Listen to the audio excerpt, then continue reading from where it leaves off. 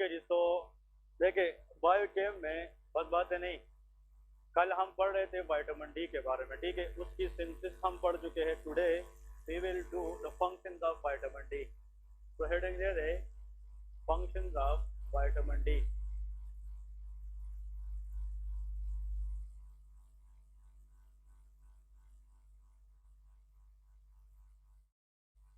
Functions of vitamin D, ठीक है जी। इसमें देखे मेन पॉइंट याद रखने, विटामिन डी के जो कल वाले पॉइंट थे उसमें मेन मेन चीज़ें ये है। नंबर वन, जो सबसे मेजर सोर्स है वो सनलाइट है। विटामिन डी की जो इनएक्टिव फॉर्म है वो लीवर बनाती है और एक्टिव फॉर्म किडनी बनाती है, ठीक है। एक्टिव फॉर्म को हम कैल्शिट्रायोल भी कहते हैं। Alpha 1 hydroxylase enzyme PCT cell में होता है, प्रोक्सिमल कन्वोल्यूटेड टिब्यूल में होता है, ठीक है। विटामिन डी अगर किडनी बनाए और वो फिर ब्लड में आए तो उसने फिर काम क्या करने हैं, तो आज हम फंक्शंस पढ़ेंगे। तो what are the functions of vitamin D? Number one, it increases it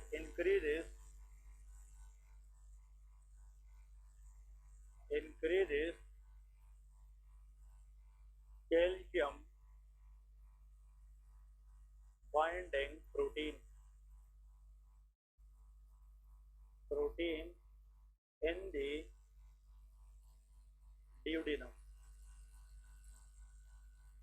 the duodenum, which leads to more absorption of calcium into blood, ठीक है। एक्चुअली मेन पॉइंट ये है कि duodenum is the part of small intestine. तो देखिए, अगर हम GIT की बात करें, this is for example oesophagus, और एसोफेगस के बाद स्टमक होता है, ठीक है। स्टमक के बाद स्मॉल इंटेस्टाइन स्टार्ट होता है। The part of small intestine which is attached to the stomach is duodenum, that is called duodenum. तो स्मॉल इंटेस्टाइन के जो तीन पार्ट हैं, जिसका पहला पार्ट क्या होता है, ड्यूडेनम होता है। एक्चुअली जब हम फूड लेते हैं बाहर से, तो फूड के अंदर हम डिफरेंट न्यूट्रिएंट्स लेते हैं, जिनमें से एक कैल्शियम होता है, कैल्शियम कंटेनिंग फूड, ठीक है।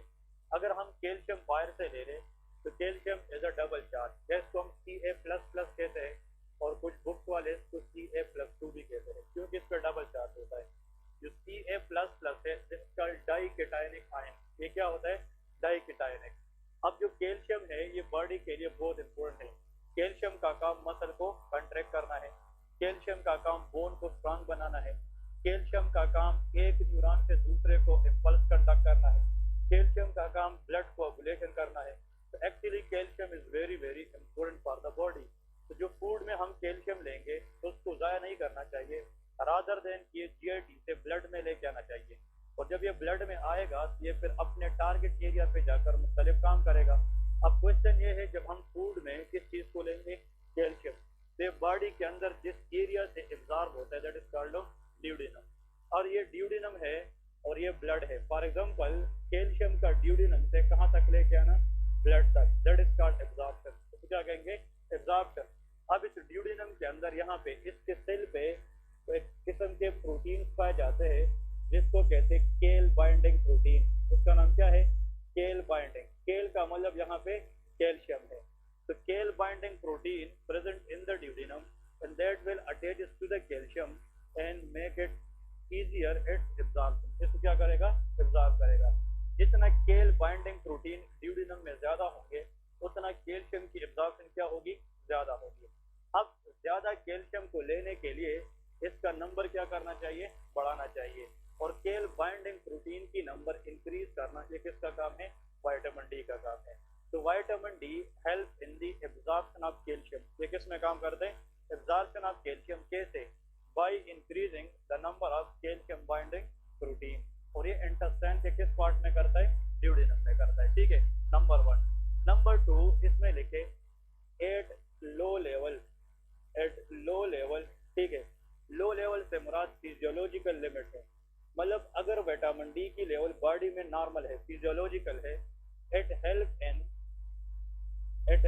इन मिनरलाइजेशन ऑफ द बोन, ये किस में काम करेगा? मिनरलाइजेशन ऑफ बोन, ये बोन की मिनरलाइजेशन करेगा। इसका मतलब ये जो कैल्शियम लेता है ये बोन के ऊपर डिपॉजिट करेगा। It help to make the bone stronger, ये बोन को क्या बनाता है? स्ट्रांगर बनाता है। लेकिन इसके लिए शर्त ये है कि इसकी जो लेवल है वो क्या होना चाहिए? फिजियोलॉजिकल होना चाहिए। मतलब लो लेवल का मतलब कि नॉर्मल से ज़्यादा नहीं होनी चाहिए, कम रहनी चाहिए फिजियोलॉजिकल। लेकिन अगर देखिए ये इसकी एक डुअल फंक्शन है, अगर विटामिन डी की लेवल क्या हो जाए? हाई, एट हाई लेवल ये क्या करता है? At high level it causes demineralisation, ये क्या करता है? Demineralisation, it causes demineralisation. इसलिए ये पॉइंट आप लोगों को समझना चाहिए कि toxicity of vitamin D is dangerous.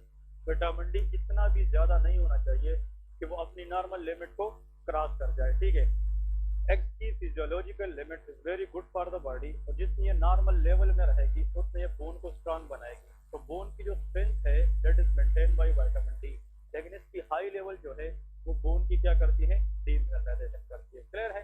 लेकिन मेनली इसका जो काम है वो दो है, कैल्शियम को अब्जॉर्ब करके कैल्शियम फास्फोरस को मेंटेन करना और बोन के ऊपर डिपॉजिट करना, बोन की स्ट्रेंथ को मेंटेन करना। This is the function of vitamin D. अब इसके साथ लेके डेफिशिएंसी ऑफ विटामिन डी, अगर विटामिन डी की बॉडी में कमी आ जाए तो फिर क्या होगा? तो लेके deficiency, if the patient has deficiency of vitamin D, अगर विटामिन डी बॉडी के अंदर कम हो जाए तो क्या हो सकता है? लेकिन पहले तो हमें यह पता होना चाहिए कि विटामिन डी की जो डेफिशिएंसी है वो आएगी क्यों। तो लेके रिस्क फैक्टर, इसकी रिस्क फैक्टर क्या है? What are the risk factor for deficiency of vitamin D? Number 1, use of sun block. जो लोग सन ब्लॉक लगाते हैं तो सन ब्लॉक जो है वो लाइट रेस को अंदर जाने नहीं देते। तो सन ब्लॉक यूज की वजह से जो अल्ट्रावायलेट रेस स्किन पे लगते हैं वो विटामिन डी को एक्टिवेट नहीं कर सकते। तो सन ब्लॉक की ज़्यादा इस्तेमाल की वजह से विटामिन डी की लेवल क्या हो जाती है? कम हो जाती है। नेक्स्ट है लेस एक्सपोजर टू सनलाइट। अगर एक पेशेंट है उसकी एक्सपोजर सनलाइट को क्या है? कम है, तो उससे भी विटामिन डी की जो लेवल है वो क्या रहती है? कम रहती है। और ये बात हमने की थी, the common source of vitamin D is more exposure to the sunlight. तो अगर सनलाइट को एक्सपोजर है नहीं तो उससे रिलेटिवली विटामिन डी लेवल क्या हो जाती है? वो कम हो जाती है। नंबर 3 लेके chronic renal failure. Vitamin D की जो एक्टिव फॉर्म है वो कहाँ पे बनती है? किडनी में बनती है। तो अगर किडनी फेल है तो विटामिन डी की एक्टिव फॉर्म नहीं बनेगी, ये बहुत इंपॉर्टेंट है। और chronic renal failure that is usually seen in children और एडल्ट के अंदर। तो एडल्ट के अंदर the leading cause of deficiency of vitamin D is chronic renal failure.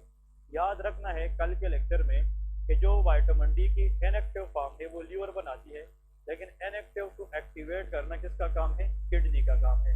तो जिस बंदे के पहले से दोनों गुर्दे फेल है, CRF है, क्रोनिक रीनल फेलियर, उसमें अल्फा 1 हाइड्रोक्सीलेज काम नहीं करेगा तो विटामिन डी एक्टिवेट नहीं होगा, तो डेफिशिएंसी के चांसेस ज़्यादा। इसलिए जो लोग भी CRF के पेशेंट होते हैं उसको हम बाहर से एक्टिव फॉर्म ऑफ क्या देंगे? विटामिन डी देंगे। क्लियर है? ताकि उनमें बोनी प्रॉब्लम ना हो जाए।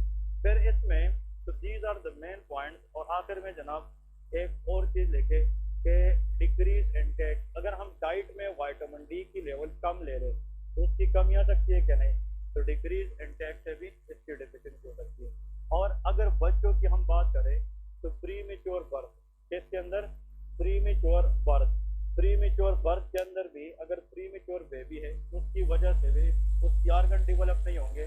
तो जब आर्गन डेवलप नहीं होंगे तो वो विटामिन डी को न स्टोर कर सकेंगे न उसको प्रॉपरली एक्टिवेट कर सकेंगे। तो उस वजह से भी विटामिन डी की क्या हो सकती है? डेफिशिएंसी हो सकती है। क्लियर है? अब अगर हम डेफिशिएंसी की बात कर रहे हैं तो these all are what? Risk factor. अब विटामिन डी की जो डेफिशिएंसी है या तो वो चिल्ड्रन में हो सकती है या एडल्ट में। अगर vitamin D deficiency is seen in children or it may be seen in adults, ये adults के अंदर होती है। ठीक है जी, प्लीज रिमेंबर, अगर विटामिन डी की लेवल कम हो जाए और वो बच्चों में हो जाए तो फिर बच्चों के अंदर बोन्स के ऊपर असर पड़ेगा कि नहीं? Deficiency of vitamin D in children leading to weakening of the bone that is called rickets. इसको क्या कहते हैं? रैकेट कहते हैं। ये नाम सुना है क्या? नहीं। इसको हम रैकेट कहते हैं। Very very popular word, please remember it for the exam, that is called racket. लेकिन अगर विटामिन डी डेफिशिएंसी किस में आ जाए, एडल्ट्स में, और उस वजह से बोन वीक हो जाए, दैट इज ओस्टियोमलेशिया। इसको हम क्या कहेंगे, ओस्टियोमलेशिया। आई थिंक ये दोनों आप लोगों ने सुने होंगे, रैकेट एंड ओस्टियोमलेशिया। अब रैकेट के अंदर लेके इन this condition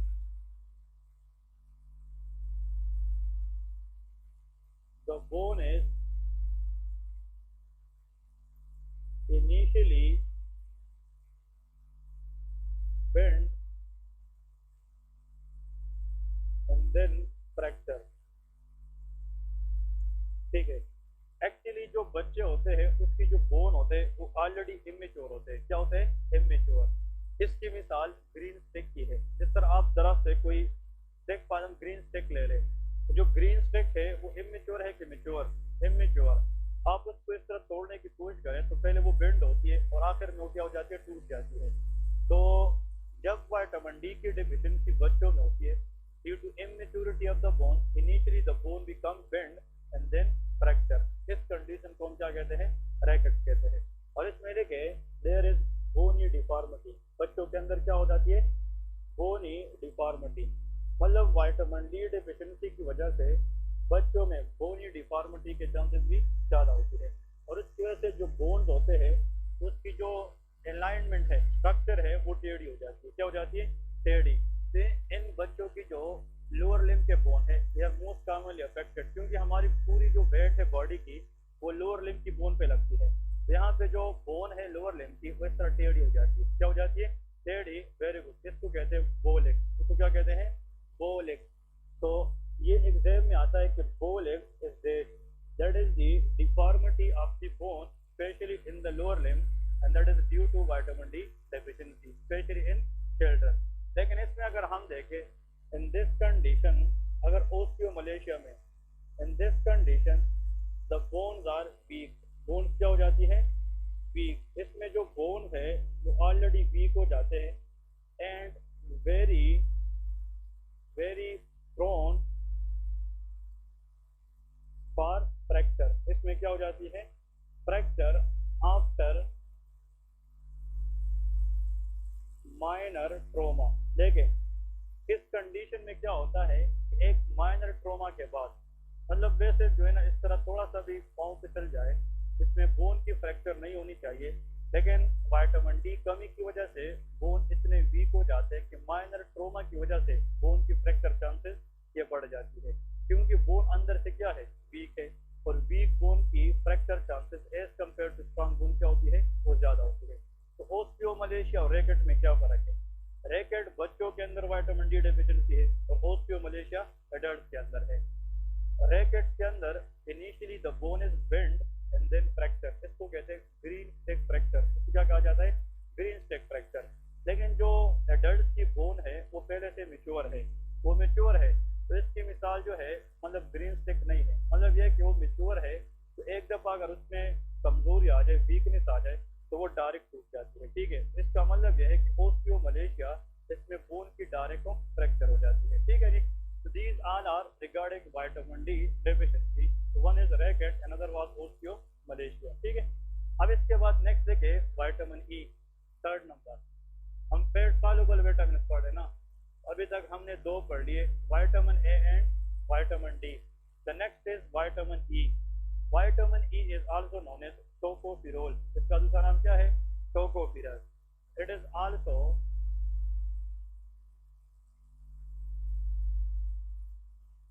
known as tocopherol. ठीक है, इसको हम टोकोफिरोल भी कहते हैं। विटामिन ई की सोर्सेज देखें, इसकी सोर्सेज क्या है, ये कहाँ से हमें मिल सकती है। Vitamin E mainly present in green leafy vegetable. ये किसके अंदर होती है, ग्रीन लीफी वेजिटेबल में। यहाँ पे लेके अल्लाह है, कोई सोया तो नहीं है, नींद का मसला तो नहीं है। ठीक है, ओके। ग्रीन लीफी वेजिटेबल और साथ में लेके फ्रूट, ये किसके अंदर होती है, फ्रूट में। तो vitamin E is present in the fruit as well. तो फ्रूट में और green leafy vegetable it contain a lot of vitamin E. Actually vitamin E की फंक्शन देखें कि what they do for the body. सबसे important function vitamin E के याद रखना है, इट इज एंटीऑक्सीडेंट। ये क्या होता है? एंटीऑक्सीडेंट। एक्चुअली विटामिन डी जो है एंटी ऑक्सीडेंट का काम करता है, ठीक है। अब देखिए, जब बॉडी के अंदर मेटाबॉलिज्म होती है, जब हम फूड लेते हैं तो फूड की एनाबॉलिज्म और कैटाबॉलिज्म ये प्रोसेस होती है कि नहीं। इसका मतलब ये है कि जिसको हम आम जुबान में कहते हैं कि when we take the food, तो बॉडी के अंदर तोड़ फोड़ होती है, उसको मेटाबॉलिज्म कहते हैं। उसमें कुछ एनर्जी हम कंज्यूम करते हैं और कुछ हम रिलीज करते हैं। तो जो बॉडी की तोड़ फोड़ होती है उस दौरान कुछ टॉक्सिक चीजें बनती है, क्लियर है कि नहीं। तो during metabolism there are some toxic substances which is release, one is oxygen. क्या होता है? लेकिन ऑक्सीजन मॉलिक्यूल नहीं, O2 नहीं, ये ऑक्सीजन एटम है। क्या है? Oxygen atom. फिर इसके साथ जो नेक्स्ट बनता है हाइड्रोक्सिल आयन, तो क्या कहते हैं? हाइड्रोक्सिल आयन और हाइड्रोजन पेरोक्साइड, इसको H2O2 कहते हैं। ये मेटाबॉलिज्म के दौरान बनती है। And these three things is a group known as free radical. इसको क्या कहते हैं? Free radical. और ये जो फ्री रेडिकल है they try to damage DNA. ये क्या डैमेज करती है? Damage DNA. और अगर सेल की डीएनए डैमेज हो जाए तो फिर तो सारा सेल खराब हो जाएगा, ठीक है। अब जो मेटाबॉलिज्म के अंदर और इस फ्री रेडिकल को ये जिस तरीके से डीएनए को डैमेज करती है, इस प्रोसेस को हम कहते हैं ऑक्सीडेटिव स्ट्रेस। तो क्या कहते हैं? Oxidative stress. बात समझ गए क्या नहीं?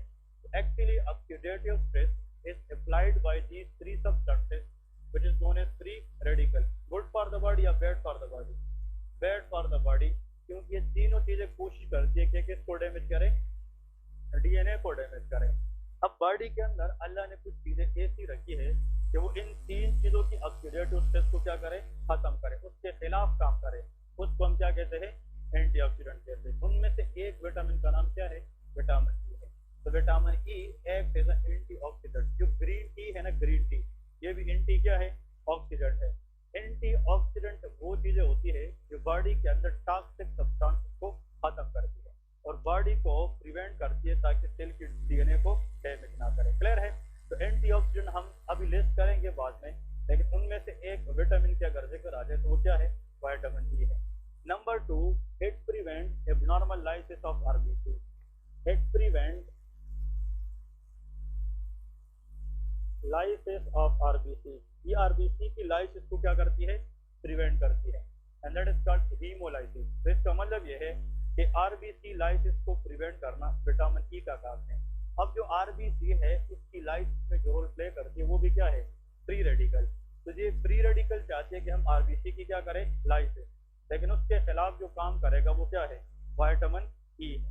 और नेक्स्ट इसका एक और काम लिखे, एनहांस इम्यून सिस्टम। ये क्या करती है? Enhance immunity. ये इम्यून सिस्टम को स्ट्रांग बनाता है और फाइटर सिस्टम को ये एनहांस करता है। It enhances the immunity. और नेक्स्ट देखिए, play role in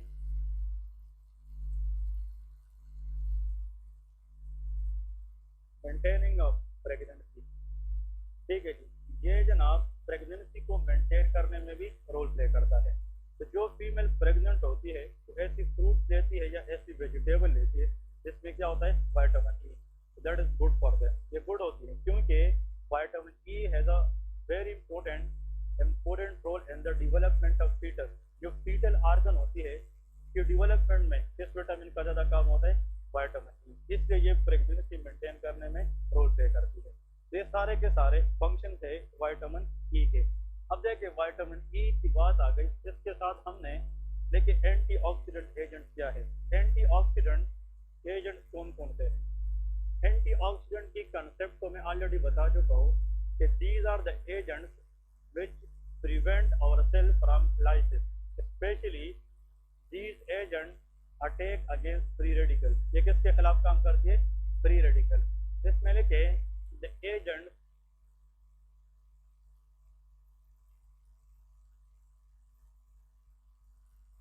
which neutralize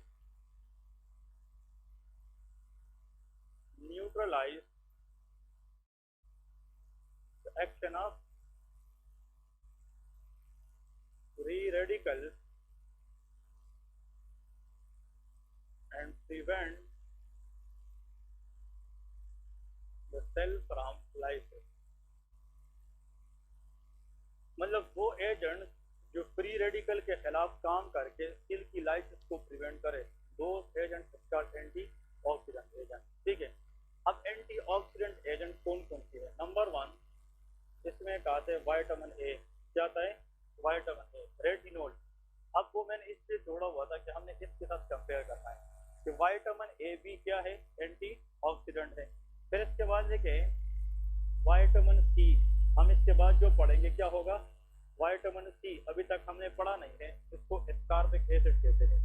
vitamin C कल हमने लिस्ट किया था बी कॉम्प्लेक्सेस के साथ वाटर सॉल्युबल विटामिन।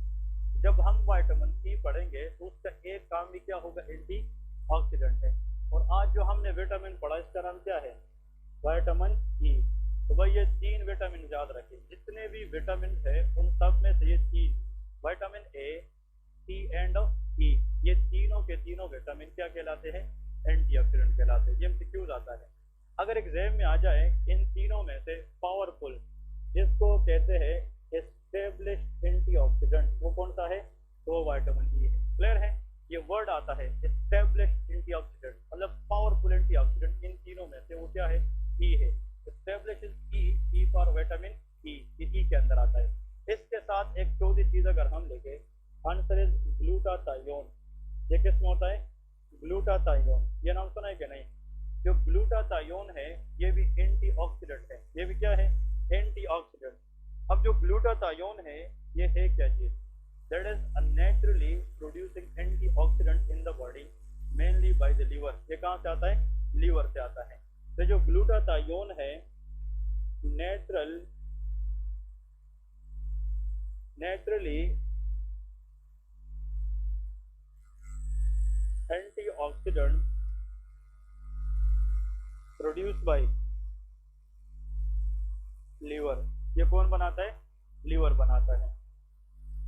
इसके बहुत सारे काम हैं ग्लूटाथायोन। इसके अगर केमिस्ट्री के पॉइंट ऑफ व्यू से हम बात करें, इसकी 2 फॉर्म होती है, oxidised form and reduced form.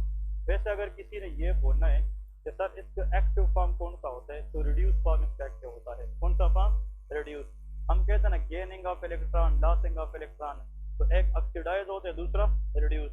तो उसका रिड्यूस फॉर्म सबसे एक्टिव होता है, ऑक्सीडाइज फॉर्म इनएक्टिव होता है। लेकिन ग्लूटाथायोन एक प्रोटीन है जो कहाँ से आता है? लीवर से, और ये सबसे मोस्ट पावरफुल एंटीऑक्सीडेंट है। न कि ये तीनों विटामिन एक तरफ, न कि सिर्फ एक क्या? ग्लूटाथायोन।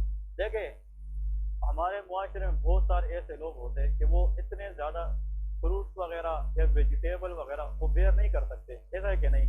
तो माल न्यूट्रिशन में जाते हैं, माल न्यूट्रिशन के शिकार होते हैं, लेकिन फिर भी वो ज्यादा बीमार नहीं होते कि कंटिन्यूसली अगर हम फ्रूट्स में, वेजिटेबल के अंदर इन विटामिन को गेन ना भी कर ले तो कंसिस्टेंटली जो पावरफुल एंटीऑक्सीडेंट है वो कहाँ से आता है? लीवर से आता है। और वो जाकर इन 3 विटामिन का काम भी करता है। तो अगर एग्जाम में आ जाए कि naturally powerful antioxidant of the body, वो क्या है? ग्लूटाथायोन है। ये जो ग्लूटाथायोन है, कहते हैं डॉक्टर्स कहते हैं कि ये 1 लाख टाइम, 1 लाख टाइम ये अपनी इम्यूनिटी को बॉडी के अंदर बूस्ट करती है। मतलब ये है कि अगर इम्यूनिटी कमजोर पड़ जाए लेकिन still liver is working, infection के चांसेस बहुत ज़्यादा कम होते हैं, क्योंकि स्टिल ग्लूटाथायोन, और ये ऐसा प्रोटीन है ये तकरीबन 1 lakh bacteria at a time cover कर सकता है। क्लियर है कि नहीं? इसका मतलब ये है कितनी ब्यूटी, लेकिन ये इसको ब्यूटी प्रोटीन भी कहा जाता है। ये लोग ब्यूटी के लिए इंजेक्शन में भी लगाते हैं ये ग्लूटाथायोन। क्लियर है कि नहीं? सही है? हाँ, ग्लूटाथायोन की क्रीम आती है, ग्लूटाथायोन की ऑइंटमेंट आती है, ग्लूटाथायोन फेस वॉश आता है, सोप आता है। ठीक है, लेकिन ऐसा ना हो कि अभी डिवर्सन में जाओ, ठीक है ना, कि ग्लूटाथायोन दे दे। क्लियर है? लेकिन लोग इसका यूज जरूर करते हैं। ठीक है, ग्लूटाथायोन एक, देखिए ये फेस के ऊपर, स्किन के ऊपर जो डस्ट है उसको कम्प्लीटली जीरो कराता है। क्लियर है कि नहीं? लेकिन इसके इस्तेमाल जो बंद 1 महीना करे, इसकी फेस स्ट्रक्चर चेंज हो जाता है। क्लियर है कि नहीं? लेकिन ये एक इस चीज को beauty protein of the body भी कहा जाता है। ठीक है, वो डिपेंड करता है। ठीक है ना? क्लियर है कि नहीं? तो एक्चुअली कहने का मतलब ये है कि जो ग्लूटाथायोन है, ग्लूटाथायोन ये, लेकिन इसका एक साइड इफेक्ट क्या है पता है? इसका साइड, ये फेस को वाइट क्यों बनाता है? वजह क्या है? इसका काम ये है, ये फेस के अंदर मेलानिन को इकट्ठा करता है। इसको मेलानिन को इकट्ठा करके साइड पे करता है, और जब फेस के ऊपर मेलानिन की लेवल कम हो जाए तो वो वाइटिश नजर आना शुरू हो जाता है। लेकिन white skin is prone for skin cancer, ठीक है कि नहीं? तो जब ये है कि मेलानिन इज स्किन प्रोटेक्टिव, ठीक है ना, ठीक है ना, कहने का मतलब ये है मेलानिन जो है, मेलानिन ब्लैक पिगमेंट है, बात समझ गए? मेलानिन, बात सुने, melanin is black pigment. Melanin के, hello, the most common cause of skin cancer exposure to sunlight, ठीक है? और सनलाइट की जो रेज है वो मेलानिन अब्जॉर्ब नहीं करती, उसको रिफ्लेक्ट करती है, ठीक है ना?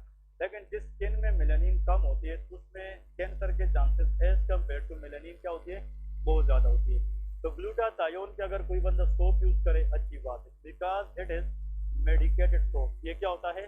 मेडिकेटेड है, एक केमिकल फ्री होता है। तो इसकी जिस तरह हम आम सोप लेते हैं 70 का 80 का, तो इसका सोप 700-800 का मिलता है। क्लियर है कि नहीं? क्योंकि ये मेडिकेटेड है। कहने का मतलब ये है कि अगर आप इसको सोप में इस्तेमाल करें that is well and good, ठीक है, लेकिन इसकी टैबलेट और इंजेक्शन पे ना जाए। क्लियर है कि नहीं? क्योंकि क्या होता है कि जब तक आपको जरूरत ना हो तब तक इसकी टैबलेट या इंजेक्शन नहीं लगा दे। इसकी इंजेक्शन आते थे पहले चाइना से और जापान से, ठीक है, लेकिन अब पाकिस्तान भी बनाने लगा है। जापान से जो इंजेक्शन आते थे वो महंगे थे, चाइना वाले सस्ते थे, ठीक है ना? लेकिन ये है कि मोर इफेक्टिव चाइना वाले थे रियली। तो इस पे आप लोग थोड़ा सा देख ले, यूट्यूब देख ले, या इस तरह जाकर गूगल करे, इसके बहुत ज़्यादा डिवास्टिंग फैक्टर्स आप लोगों को पता चल जाए ग्लूटाथायोन। लेकिन वो भी है, ठीक है, लेकिन कहने का मतलब ये क्यों लोग लेते हैं पता है? ओके, एक तो आता है दुबई का एक ब्रांड है, अब मेरे दिमाग से उसका नाम निकल गया, उससे कुछ चीज़ें मतलब परफ्यूम वगैरह बेचते, मैंने पहले उससे मंगवाए थे, ठीक है। ये एक ब्रांड है दुबई में, वो बहुत अच्छा ब्रांड है। उन लोगों के पास कुछ चीज़ें होती है, वो आपको एज ए मेडिकेटेड देते हैं, डिटॉक्सिफायर होता है। इंसान कुछ भी खाता है ना तो आपके लीवर में टॉक्सिन्स बढ़ते हैं। कहते हैं कि एक साल में लीवर को डिटॉक्सिफाई करना चाहिए। तो डिटॉक्सिफाई कैसे करते हैं? उसके लिए कुछ एजेंट है, या आप एक्सरसाइज करते हैं। हेपोमर सिरप का नाम सुना है? ये हर 5-6 महीने वैसे एक पीना चाहिए बाद में, ठीक है, चाहे किसी मसला हो। ये डिटॉक्सिफायर है, क्योंकि ये बॉडी के अंदर जो टॉक्सिन्स बिल्ड होते हैं उसको फ्लश आउट करते हैं। तो ये जो ग्लूटाथायोन है, ये लोग क्यों लेते हैं? कि उसकी लीवर जो डिटॉक्सिफिकेशन नहीं कर सकती, वो किसके जरिए कराए? ग्लूटाथायोन, क्योंकि इट इज एंटीऑक्सीडेंट। ये पावरफुल एंटीऑक्सीडेंट है, ये आपको बहुत सारे डैमेजेस से बचाता है। क्लियर है? लेकिन इसकी मतलब जो गिविंग मेथडोलॉजी है वो सीरोटिक पेशेंट होती है, जिसका लीवर काम करना परमानेंट छोड़ दे तो उसका ग्लूटाथायोन तो जीरो हो जाएगा। तो फिर उसको इंजेक्शन लगाते ताकि उस पर हम उसको वाइट ना बनाए, उसकी इम्यूनिटी को बूस्ट करें। इसको किसको बूस्ट करें? इम्यूनिटी को बूस्ट करें, ठीक है। ओके, नेक्स्ट पॉइंट, अगर फॉर एग्जांपल हाँ पैरासीटामोल की बात करते हैं, पेनाडॉल जिसको हम कहते हैं पेनाडॉल, ये लोग आजकल एक का के दो, एक तो काम नहीं करती, अब 1 साल के बाद 3 लेने पड़ेंगे, ठीक है ना? क्योंकि दो भी लोग इतने खा चुके हैं कि अब कभी कभार लोग कहते हैं यार ये 2 भी काम नहीं करेंगे। ऐसा है कि नहीं? सर दर्द बढ़ता जा रहा है, टेंशन बढ़ती जा रही है, ठीक है, तो 2 भी काम नहीं करते। तो एक्चुअली अगर पेनाडॉल किसी गलती से 15 का लिए, कितने? 15, ठीक है, कि भाई मैं पूरी जिंदगी के लिए सर दर्द ठीक करूँ। क्लियर है कि नहीं? किसी ने 10 का लिए या 15 का लिए, it is liver toxic, hepatotoxic. जो पेनाडॉल है उसमें एसिटामिनोफेन है। क्या है? एसिटामिनोफेन फार्मूला है, and that acetaminophen strongly damage glutathione of the liver. ये लीवर के अंदर ग्लूटाथायोन को डैमेज करता है। जब ग्लूटाथायोन नहीं है तो लीवर का काम ही नहीं रहा, फिर बॉडी डिवास्टिंग कंडीशन में चली जाती है। तो फिर आप लोगों को एंटीडोट याद है, N-एसिटाइलसिस्टीन। वो N-एसिटाइलसिस्टीन इसलिए देते हैं, वो ग्लूटाथायोन से पेनाडॉल को रिमूव करता है। जब वो ग्लूटाथायोन को रिमूव करे तो इम्यूनिटी फिर बूस्ट हो जाती है। क्लियर है कि नहीं? तो कहने का मतलब यह है कि ग्लूटाथायोन एग्जाम में आए कि नेचुरल पावरफुल एंटीऑक्सीडेंट क्या है, कौन सा? ग्लूटाथायोन है, ठीक है। तो this what all about vitamin E, बस इतना ही है, इसमें ज़्यादा डिस्कशन है नहीं, ठीक है। अगर इसकी डेफिशिएंसी आ जाए विटामिन ई, पहले की डेफिशिएंसी, तो फिर क्या होगा?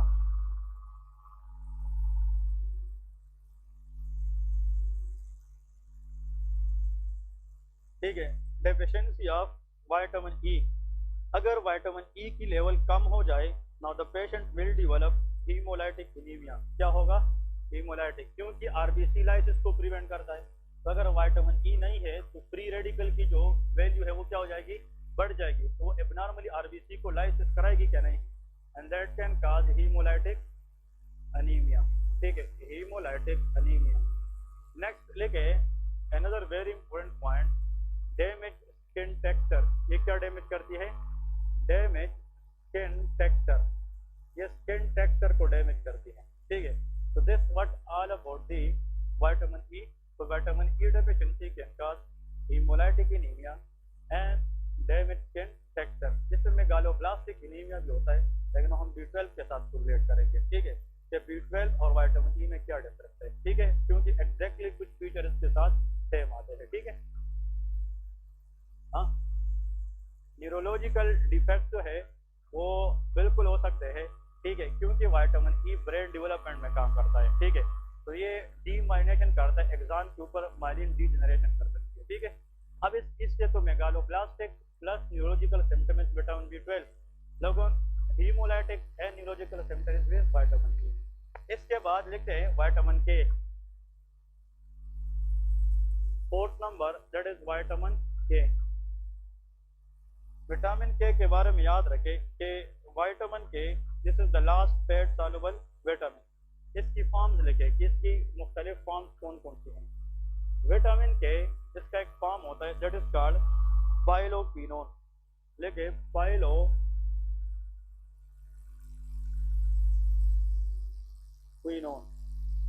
नेक्स्ट लिखे मेनाक्विनोन। मेनाक्विनोन। ठीक है, अगर एग्जाम में आ जाए कि पाइलोक्विनोन और मेनाक्विनोन ये क्या है, ये दोनों विटामिन ए ही है, लेकिन अब फर्क क्या है कि it is a vitamin A which come from the plant source. ये कहाँ से आता है? प्लांट सोर्स से। इसका मतलब ये है कि वेजिटेबल या प्लांट सोर्स के अंदर जो विटामिन ए पाई जाती है उसकी जो शक्ल है उसको क्या कहते हैं? Phylloquinone. P for plant source. ठीक है ना, लेकिन एग्जाम में जो क्वेश्चन आता है that I want to put in your mind वो ये है कि this is the only vitamin, ये सुन ले फिर से, this is the only vitamin and all vitamin which is produced by our body. याद रखें, बहुत सारे जो रिमेनिंग विटामिन उसको तो हमने लेना पड़ता है, लेकिन ये विटामिन अगर हम ना भी ले रहे तो हमारी बॉडी भी बना सकती है, और वो विटामिन के जो ह्यूमन बॉडी खुद बनाती है उसको हम मेनाक्विनोन कहते हैं। क्लियर है कि नहीं? यहाँ पे लिखे it is produced by intestinal flora. ये नाम सुना है कि नहीं? Intestinal flora. What is flora? Useful bacteria. हम कहते हैं ना कि some bacteria in the body is useful. Intestine के अंदर जो यूजफुल बैक्टीरिया है वो विटामिन के बना सकती है, और उसको हम क्या कहते हैं? मेनाक्विनोन कहते हैं। तो एक्चुअली अगर हम प्लांट सोर्स से विटामिन के ले लें तो वो पाइलोक्विनोन है, लेकिन अगर हम फॉर एग्जांपल इंटेस्टाइन से उसको बना ले, ह्यूमन बॉडी में बना ले, उसका नाम क्या है? मेनाक्विनोन है। अब इसका फंक्शन इंपॉर्टेंट है। विटामिन के चाहे बॉडी बनाए चाहे फॉर एग्जांपल ये प्लांट सोर्स से आ जाए, उसका काम क्या है? विटामिन के हेल्प इन ब्लड कोआगुलेशन। ये किस में काम करती है? Blood coagulation. अगर कहीं पे कट लग जाए और ब्लीडिंग स्टार्ट हो जाए तो ब्लीडिंग को रोकने में प्लेटलेट्स का काम होता है और क्लॉटिंग फैक्टर्स का काम होता है, लेकिन कुछ क्लॉटिंग फैक्टर्स ऐसी है जिसकी एक्टिवेशन किस पे डिपेंडेंट है? विटामिन के।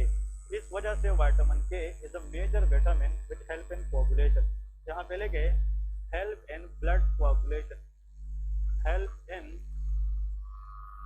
Blood coagulation. ये किस में काम करती है? ब्लड कोआगुलेशन में काम करती है। ठीक है जी, अब कैसे? ये इंपॉर्टेंट है।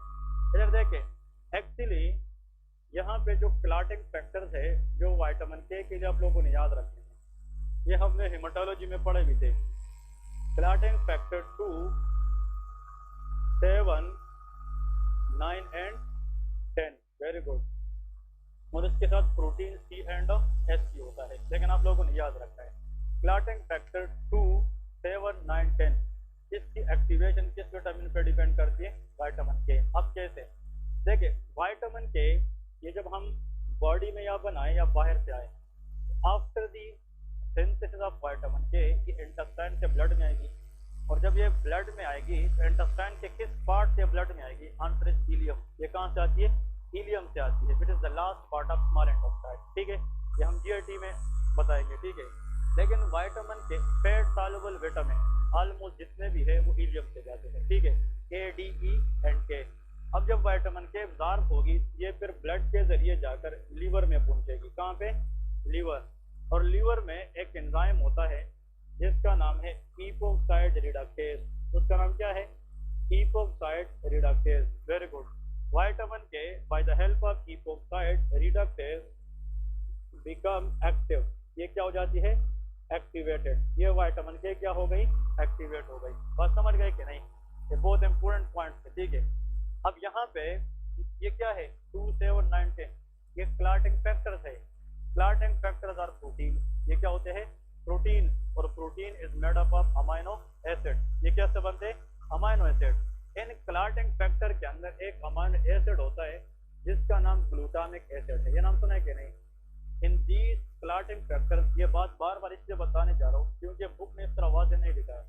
फिर से देखें, क्लॉटिंग फैक्टर्स 1 से लेके 12 तक होते हैं, लेकिन इनमें से जो 4 है clotting factor number 2, 7, 9 and 10, in clotting factors के अंदर जो अमाइनो एसिड पाए जाते हैं उसका नाम क्या है?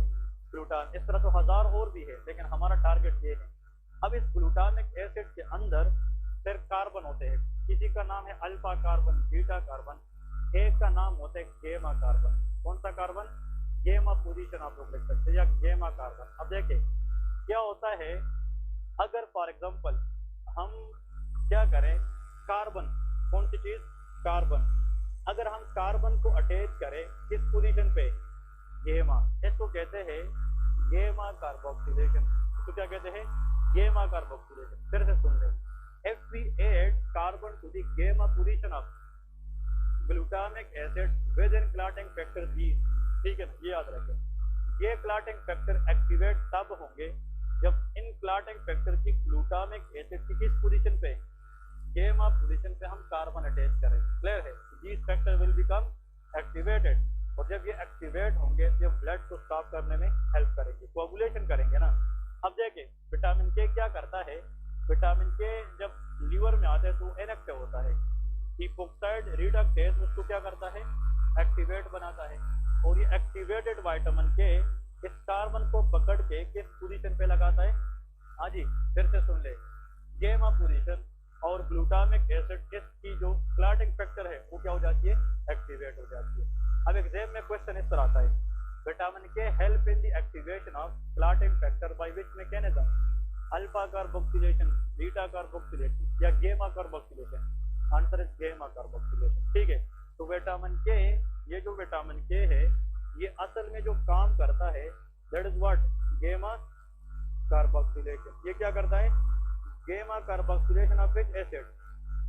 Glutamic acid of clotting factor 2, 7, 9 and 10। अब अगर विटामिन के ना होता तो ये गेमा कार्बोक्सिलेशन भी ना होता।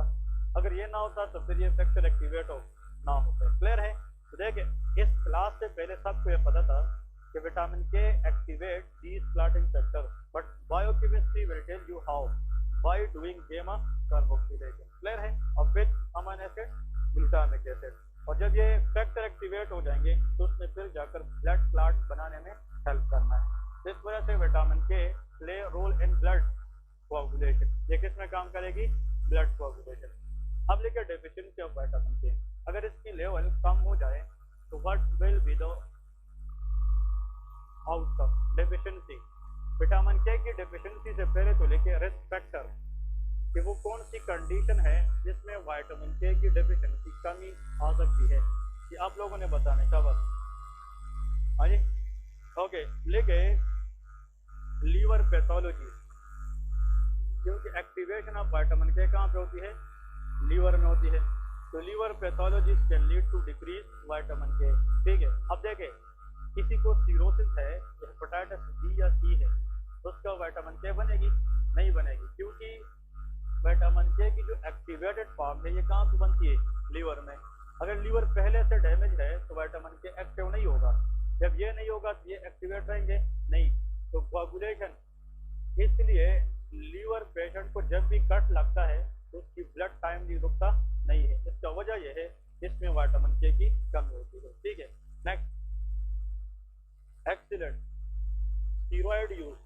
अगर हम स्टीरॉयड यूज करें तो उस वजह से विटामिन के की जो प्रोडक्शन है वो कम हो जाती है। नेक्स्ट, हाँ जी, आई विल रादर से इम्प्रॉपर एंटीबायोटिक यूज।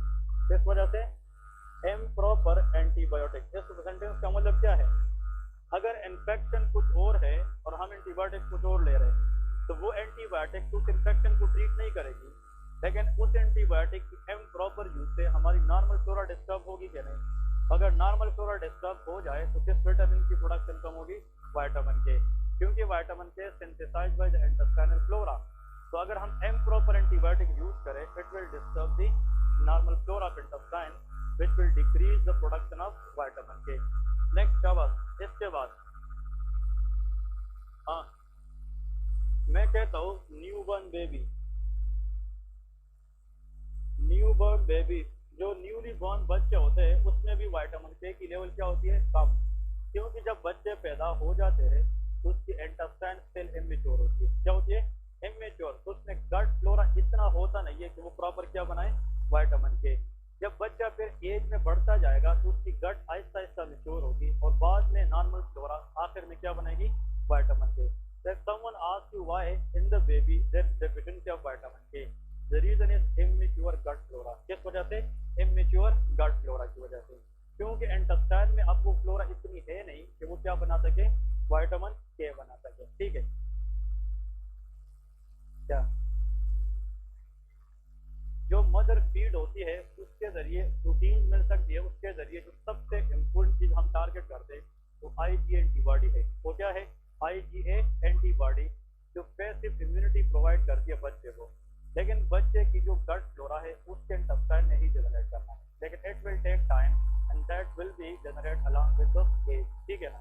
इसके न्यूबॉर्न बेबी जब पैदा होता है, याद रखिए ये हॉस्पिटल का रूल है, जब बच्चे पैदा हो जाते हैं तो उसको विटामिन के इंजेक्शन लगाई जाती है, जिसका वजह यह है कि वो प्रिवेंट करे कि ऐसा ना हो कि इस बच्चे को कट लगे और उसका ब्लड फिर रुके ही नहीं, क्योंकि इसका विटामिन के ऑलरेडी क्या है? कम है। तो उस रिस्क को बचाने के लिए हम बच्चे को क्या लगाते हैं? विटामिन के इंजेक्शन लगाते हैं। ठीक है, और नेक्स्ट है डिक्रीज इनटेक। अगर डाइट में डिक्रीज इनटेक, अगर डाइट में विटामिन के की लेवल हम कम ले रहे हैं तो उससे भी डिफिशिएंसी हो सकती है कि नहीं? तो डिक्रीज इनटेक की वजह से भी विटामिन के का लेवल क्या हो सकता है? वो कम हो सकता है। ठीक है, अनदर है इंटेस्टाइनल पैथोलॉजी। अगर हीलियम का मसला है तो कैन विटामिन के विल एब्जॉर्ब? नो, फिर भी डिफिशिएंसी आएगी। तो नेक्स्ट है इंटेस्टाइनल पैथोलॉजी। ठीक है, इंटेस्टाइनल पैथोलॉजी। देखिए ये सारे के सारे वो काज है जिसकी वजह से डायरेक्ट या इनडायरेक्ट विटामिन के की क्या आ सकती है? ये डेफिशिएंसी आ सकती है। और अगर विटामिन के डेफिशिएंट हो जाए तो फिर लेके स्पॉन्टेनियस ब्लीडिंग, मतलब लेके डेफिशिएंसी के लेके सिम्टम्स। इसके सिम्टम्स क्या है? अगर विटामिन के की लेवल कम हो जाए, यहाँ पे लेके प्रोफ्यूज ब्लीडिंग। क्या होगी? प्रोफ्यूज ब्लीडिंग, मतलब there will be no coagulation, तो ब्लीडिंग होगी। क्लियर है? तो मतलब ब्लड रुकेगी नहीं, ब्लीडिंग होती रहेगी। और जब प्रोफ्यूज होगी, लॉन्ग टर्म में होगी, तो एचपी लेवल कम हो जाएगा कि ज्यादा? कम। Patient may develop anemia as well. Patient को क्या हो सकता है? एनीमिया, क्योंकि प्रोफ्यूज ब्लीडिंग के अंदर हीमोग्लोबिन ज्यादा लॉस होगा, जिसकी वजह से patient become failure, which is known as anaemia. इसको एनीमिया कहते हैं। लेकिन एक पॉइंट इसमें लेके यहाँ पे कि newborn baby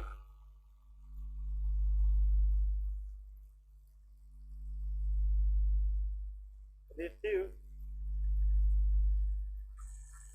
vitamin K injection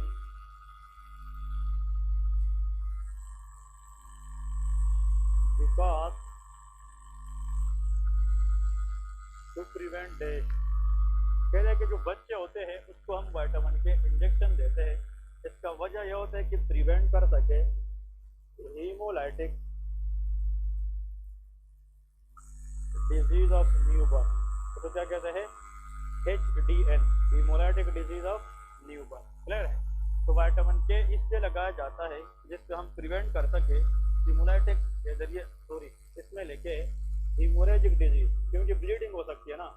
यहाँ पे लिखे हीमोरेजिक डिजीज ऑफ, हाँ जी, न्यूबॉर्न, ठीक है। बच्चे के अंदर जो वेसल्स है, ब्लड वेसल, वो भी छोटे छोटे होते हैं, और बच्चे की सारी आर्गन सेल इमेच्योर होती है, उसको मैच्योर होने में टाइम लगेगा। इसलिए कहते हैं अगर हम वाइटामिन के, फॉर एग्जांपल वाइटामिन के इससे अगर हम डोज ना लगाए, तो अगर बच्चे में कोई कट लगे या कोई पैथोलॉजी आ जाए और उसमें ब्लड स्टार्ट हो जाए, तो फिर टाइप पे नहीं रोक पाएगी। इसलिए कि विटामिन के तो बनती नॉर्मल फ्लोरा से है, 95% vitamin K that is synthesised by intestinal flora, ठीक है, जो यूजफुल बैक्टीरिया है। लेकिन बच्चों के अंदर इंटेस्टाइन स्टिल क्या होता है, इमेच्योर होता है। इसलिए इन बच्चों को हम क्या लगाते हैं, विटामिन के इंजेक्शन लगाते हैं, ताकि प्रिवेंट कर सके किस चीज को, haemorrhagic disease of the newborn को। अब देखें, अगर इस तरह आ जाए कि विच फैट सॉल्युबल, ये भी इंस्टीट्यूट है, which fat soluble vitamin deficiency chances is less, अगर ये आ जाए, कहने का मतलब ये है कि वो कौन सी फैट सॉल्युबल विटामिन है जिसकी डेफिशिएंसी चांसेस क्या होते हैं, लेस। तो A B C D option में होगा vitamin A, B sorry vitamin A, D, E and K, क्योंकि फैट सॉल्युबल तो हमने कितने पढ़े हैं, 4, vitamin A, D, E and के। तो अगर इन 4 में से किसी विटामिन की सबसे कम चांसेस होती है डेफिशिएंसी की, वो विटामिन के है। वो क्या है, विटामिन के। इसका वजह क्या है, क्योंकि 90% ये अगर हम बाहर से ना भी ले लें, वे इंटेस्टाइन ही बनाती है। क्लियर है कि नहीं। तो जो चीज़ बॉडी भी बनाती है और हम बाहर से भी लेते हैं, तो उसकी डेफिशिएंसी चांसेस कम होती है, ठीक है। अब जैसे कि विटामिन ए है, डी या ई है, उसको हमने बाहर से लेना है, उसकी सोर्सेज बाहर एक्सटर्नल है, लेकिन 90% विटामिन के इंटेस्टाइन बनाती है। तो अगर हम ये बाहर से ना भी ले लें, तो बॉडी भी बनाएगी कि नहीं, तो उसकी डेफिशिएंसी चांसेस कम होती है, ठीक है, अदर विटामिन से। This what all about the fat soluble vitamin। वो एक जो एंटीबायोटिक या सिंथेटिक फॉर्म में हम देते हैं, या टेबलेट के जरिए, हाँ। विटामिन के टॉक्सिसिटी इज वेरी रेयर, ठीक है ना, बहुत कम है, ना होने के बराबर। नेक्स्ट, बस ठीक है। कल से इंशाल्लाह वाटर सॉल्युबल विटामिन की लिस्ट स्टार्ट करेंगे। तो बी कॉम्प्लेक्सेस, इसमें हर एक विटामिन के अंदर MCQ से पूछ करेंगे कि 6 विटामिन इंशाल्लाह कल पढ़ेंगे और 6 इंशाल्लाह नेक्स्ट डे। तो विटामिन कल परसों में इंशाल्लाह खत्म करेंगे। And this is the big part of biochemistry area, ठीक है। फिर इंशाल्लाह इसमें एक टेस्ट रख लेंगे विटामिन में, ठीक है। दोनों